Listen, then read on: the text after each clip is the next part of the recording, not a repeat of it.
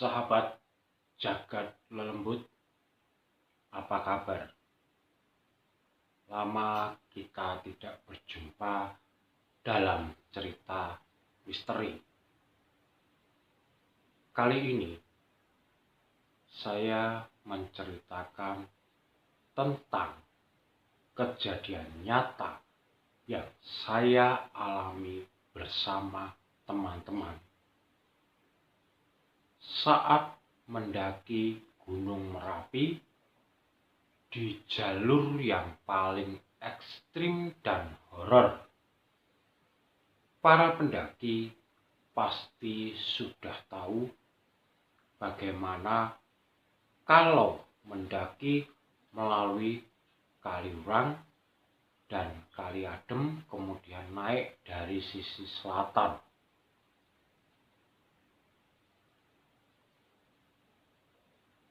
Monggo kita simak ceritanya.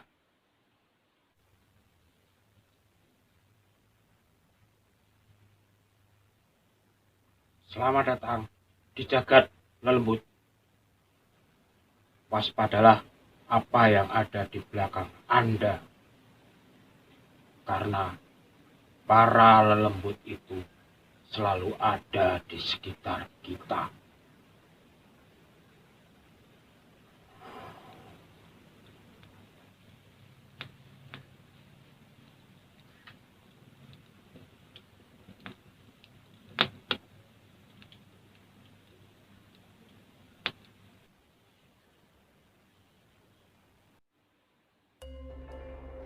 Baik, sahabat semua,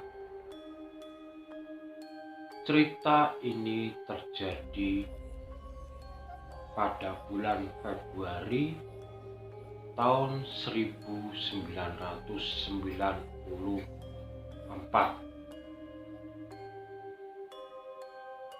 Sejak tahun 1990, saya dan teman-teman gemar mendaki dari Merapi, Merbabu, Sumbing, Sindoro, Gunung Slamet, Gunung Lawu, bahkan sampai Gunung Raung, Gunung Gede, Gunung Salak. Saya sudah mencobanya.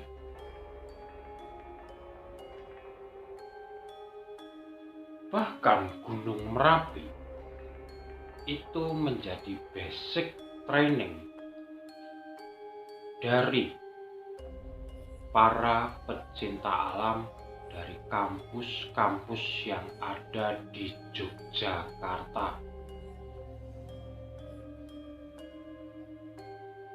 Nah, singkat cerita,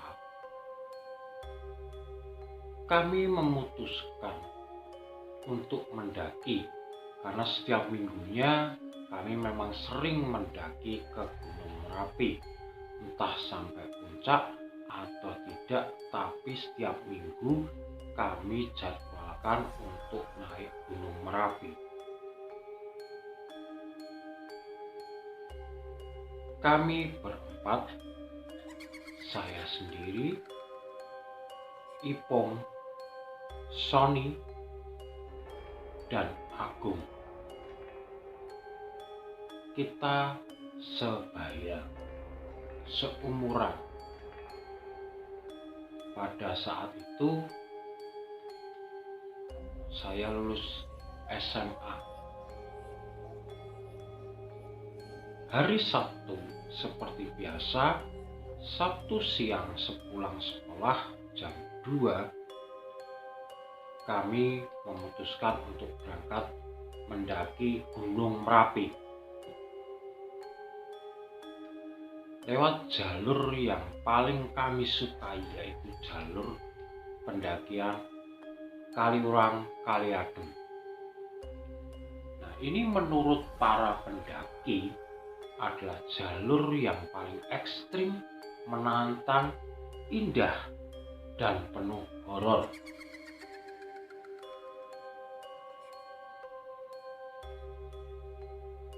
Dari rumah kami jam 5. Lalu kita ke Kaliurang. Sampai di Kaliurang, di dekat pos masuk hutan wisata itu ada base camp pertama yang dikenal dengan base camp Lekman. Kami berkumpul di sana dulu, mengopi bersama, makan gorengan, dan kebetulan di sana juga ada rombongan yang satu dari Semarang dengan 8 orang, yang satu dari beda kampung sama kami. Kalau kami dari Ngampilan, itu dari Gondolayu. Mereka juga bertiga, sedangkan kami berempat. Nah, jam 7 malam tepat kita berangkat bersama-sama dari base camp Lekman ke base camp Kaliadem, yaitu tempatnya sang juru kunci Mbah Marijan. Perjalanan melalui hutan wisata, kemudian naik Tlogo Muncar, naik lagi, turun, kemudian kita sampai di base camp Kaliadem atau tempat Mbah Marijan itu sekitar jam 8 malam. Kemudian kami biasa di tempat Mbah Marijan mengobrol dengan beliaunya dan ngopi kembali. Pada saat itu memang musim hujan. Mbah Marijan segera mengambil rokok lintingan, tengwe bahasa sekarang. Beliau berkata, kalau memang sebelum rokok saya ini habis, hujannya berhenti, silahkan kamu naik. Tapi kalau rokok saya ini habis, hujan belum berhenti, maka lebih baik tidur di sini. Itu pesan dari Mbah Marijan. Tidak terasa kita mengobrol, betul-betul rokok Mbah Marijan hampir habis, hujan reda. Nah, maka kami dan teman-teman memutuskan untuk naik. Tepat jam 11 malam kami naik dari rumah Mbah Marijan. Tapi kebetulan teman-teman kami tadi yang dari Semarang dan dari Gondolayu tidak bareng dengan kita. Mereka di belakang, katanya nanti nunggu jam 12. Dan di depan kami rombongan sudah banyak yang naik.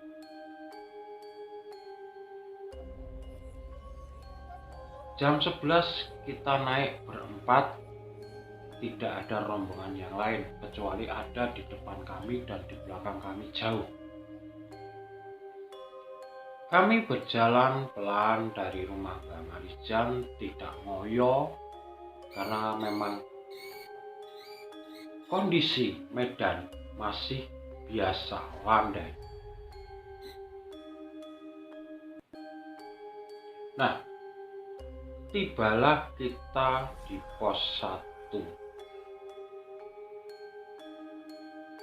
Setelah melewati pos bayangan yang kira-kira setengah jam dari rumah Mbah Marijan, kita sampai di pos 1, jarak tempuhnya 1,5 jam dari rumah Mbah Marijan.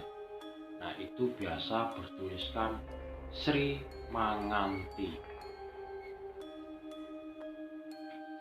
Nah, di tempat itu kita beristirahat sejenak, membuka bekal kita kopi. Namun si Sony ini memang anaknya agak selengean. Dia memakan sesaji yang ada di situ.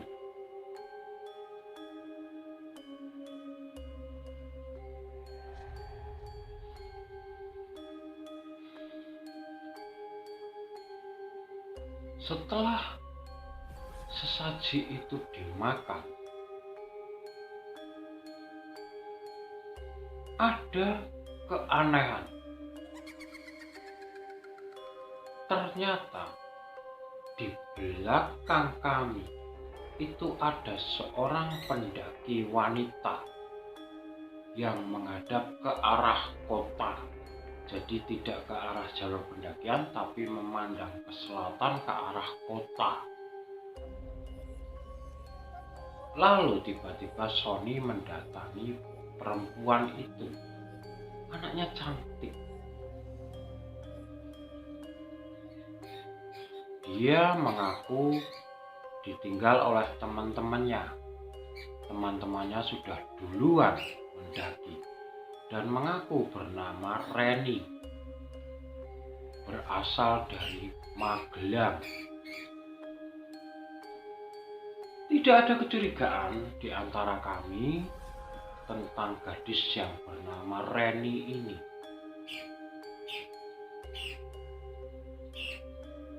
Lalu, karena Reni ini sendirian, Sony memutuskan untuk tidak ikut naik tapi bersama Reni. Sony ingin menjaga Reni. Sehubungan kami juga memikirkan keselamatan dari seorang gadis yang sendirian, apalagi malam-malam sekitar jam 12. Maka ya sudah, kalau memang Sony memutuskan untuk menjaga Reni, kami bertiga naik. Maka dari itu saya, Ipung, dan Agung memutuskan untuk naik. Dan Sony kami tinggalkan bersama Reni tanpa kecurigaan apapun. Dari pos 1 kita naik sampai ke pos 2, atau orang terbiasa menyebut pos rudal, karena di situ memang ada rudal. Ada keanehan ketika saya mau masuk ke pos 2. Saya menyenter sebuah pohon. Ternyata di sana ada ular yang besar sebesar paha. Tapi ular itu tidak mengganggu. Maka dari itu saya bertiga juga tidak mengganggunya, tidak mengusiknya. Ular itu seakan-akan memandang kepada kami dengan mata yang merah. Tapi karena niat kami tidak mengganggu dan niat kami baik, maka kita abaikan ular itu dan kita beristirahat sejenak di pos rudal.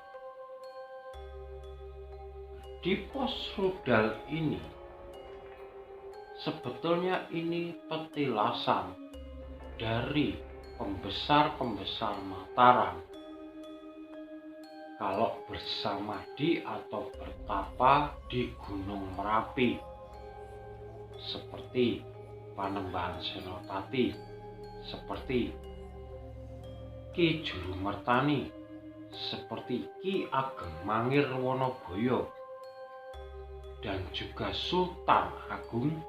Kalau bertapa pasti di pos rudal ini, karena dari pos rudal ini untuk melihat pucuk dari Merapi itu sangat dekat.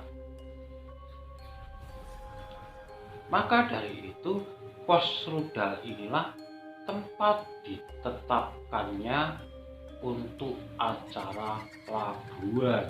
Jadi kalau labuan itu dari rumah juru kunci ke pos rudal. Di pos rudal ini kita istirahat sekitar 15 menit.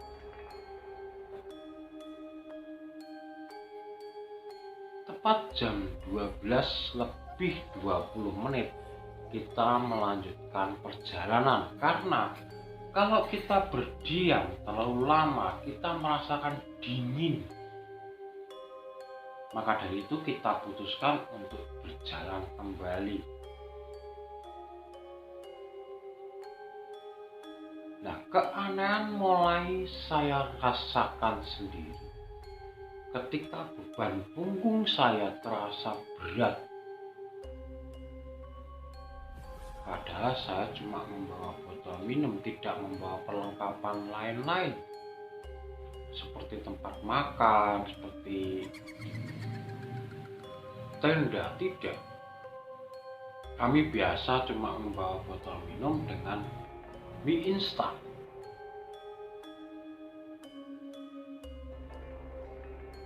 Selang setengah jam dari pos rudal, kaki saya terasa kram. Maka saya putuskan untuk istirahat di jalur pendakian.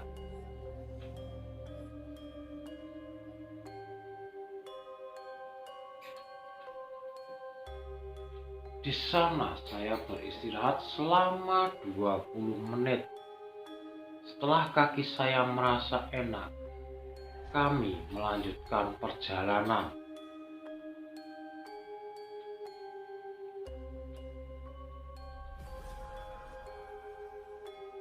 Setelah berjalan sekitar 30 menit, maka kami bertemu dengan yang namanya jembatan pasir. Sangat istimewa. Kalau malam pemandangannya begitu mengerikan, seakan kiri kanan jurang dan di tengah kita melewati pasir. Namun kalau kita rasakan sangat istimewa jembatan pasir itu. Lepas dari jembatan pasir, kaki saya kram lagi, maka saya putuskan untuk istirahat kembali. Sampai disusul oleh teman-teman dari Gondolayu.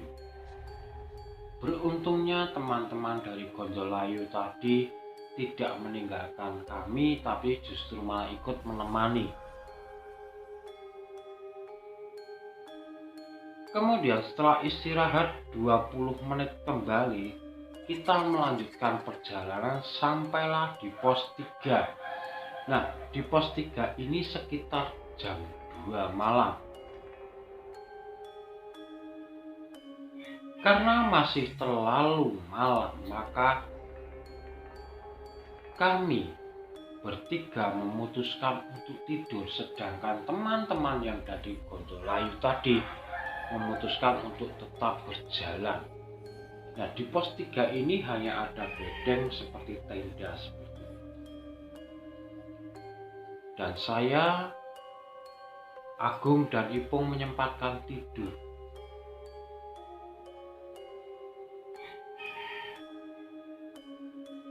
Dan kami dibangunkan oleh suara azan subuh. Jadi sekitar setengah 4.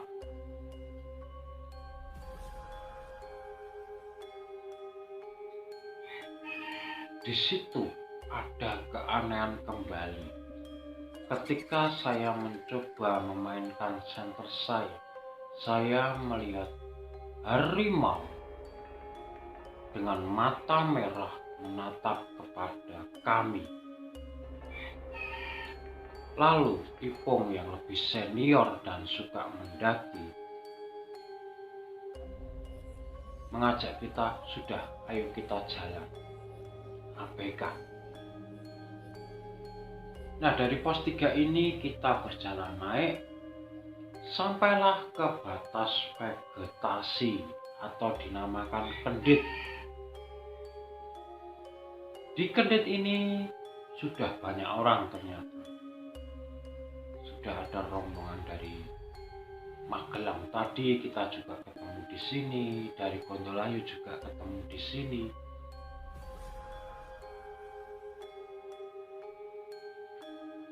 Maka kita tidak bisa mengejar summit karena Jam 5 kita baru bisa jalan dari batas vegetasi untuk naik ke puncak.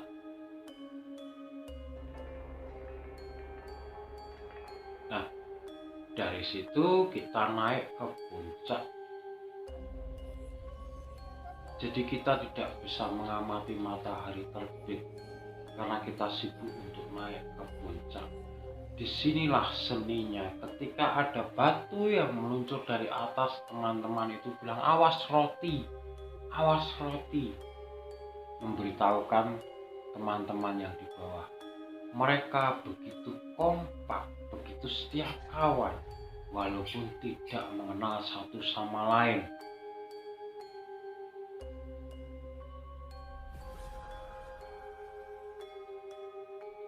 Nah, sampailah kita di puncak pada jam 11 siang. Itulah keistimewaannya lewat jalur selatan. Lebih terjal dan lebih menantang, sedangkan pijakannya terlalu rapuh.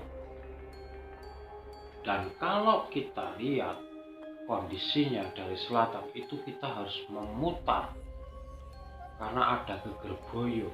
Jadi kita memutar baru naik ke puncak. Maka dari itu dibutuhkan lebih lama pendakian daripada kita lewat Selo. Kalau lewat Selo dari Pasar Buglas sampai ke puncak cukup setengah jam sudah sampai, paling lama 1 jam. Kalau dari selatan batas vegetasi sampai ke puncak kira-kira bisa ditempuh 3 jam karena harus memutar. Nah, disinilah kita tidak berlama-lama. Dari puncak di puncak itu sekitar 20 menit, maka kami memutuskan turun. Dari situ sudah kita balapan turunnya, seperti kegirangan karena kita merasakan di atas awan. Nah, kita turun, teman-teman balapan, kita menikmati sejenak tadi jembatan pasir. Ternyata kalau di siang hari ya tidak terlalu menakutkan, tidak seperti malam hari. Nah, di situ juga kami sering melihat orang tua yang mengangkut kayu, tapi begitu kami lihat kembali sudah hilang. Entah itu mistis atau bukan, entah itu roh gaib atau bukan, tapi kami sering melihat itu. Nah, ini yang paling menggegerkan ketika kami tiba di pos 1 kembali. Karena kami benar-benar tidak istirahat di pos 3, di pos udara kami tidak istirahat, kami terus turun. Di pos 1 itu sekitar kita jam 3 sore kita sudah sampai di pos 1. Dan kami tidak melihat Sony serta Reni di sana. Inilah yang membuat kami gelisah. Lalu kemana Sony? Kemana Reni?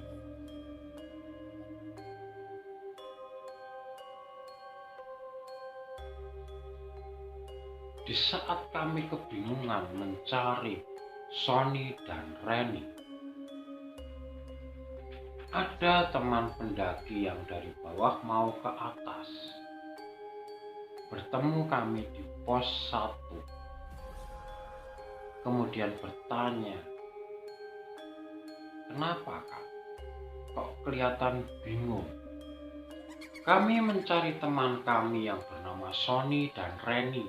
Semalam kami tinggal karena Reni tidak ada temannya, sedangkan Sony memutuskan untuk menjaga Reni. Cirinya memakai jaket biru, sedangkan si Reni memakai jaket hijau.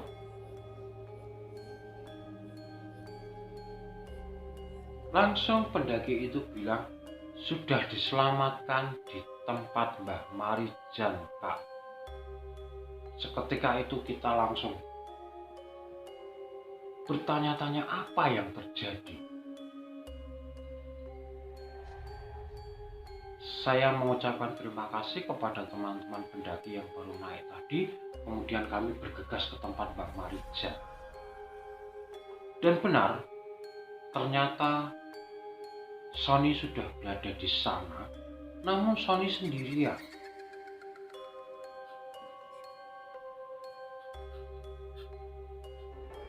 Dan kami bertanya kepada Mbah Marijan, apa sebetulnya yang terjadi, Mbah? Mbah Marijan menceritakan bahwa Sony ini pingsan. Beruntung diselamatkan oleh pendaki pagi-pagi yang baru turun dari atas.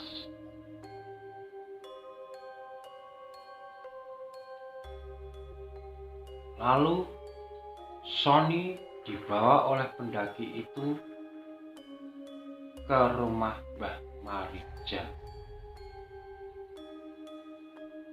Sony sendiri seperti orang linglung.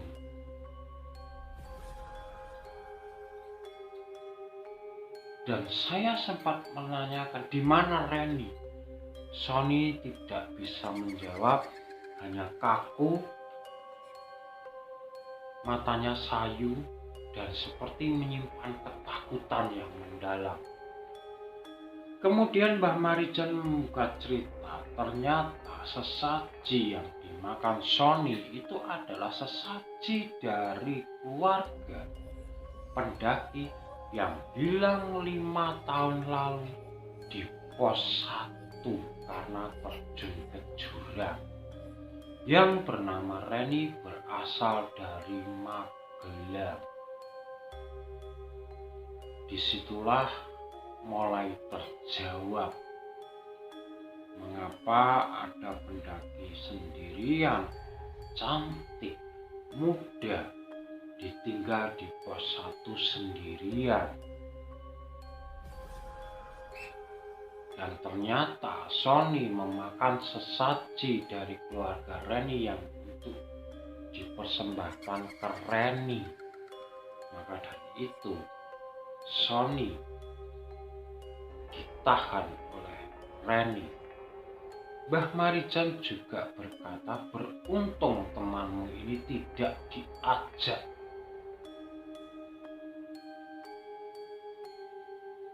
Kalau diajak sudah pasti temanmu meninggal.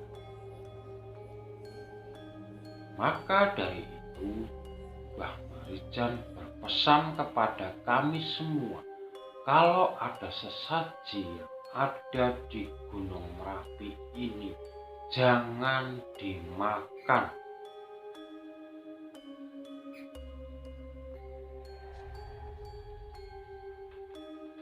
Nah, itulah sedulur, ini kisah nyata yang terjadi dan saya alami bersama teman-teman saya di jalur pendakian yang paling menyeramkan tapi paling indah menurut saya.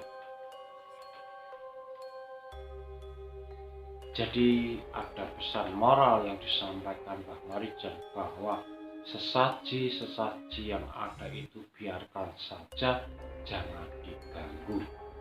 Terutama kepada pendaki-pendaki muda yang sekarang ini. Namun sayangnya memang jalur selatan sekarang sudah tutup karena Gegerboyo sudah runtuh. Jadi agak kesulitan untuk sampai puncak. Dan kalau mendaki mending lewat Selo Boyolali. Nah, begitulah sahabat Jakarta Lembut. Semua ini benar-benar nyata adanya dan kami alami. Jadi, percaya atau tidak percaya, monggo silahkan panjenengan menyikapinya.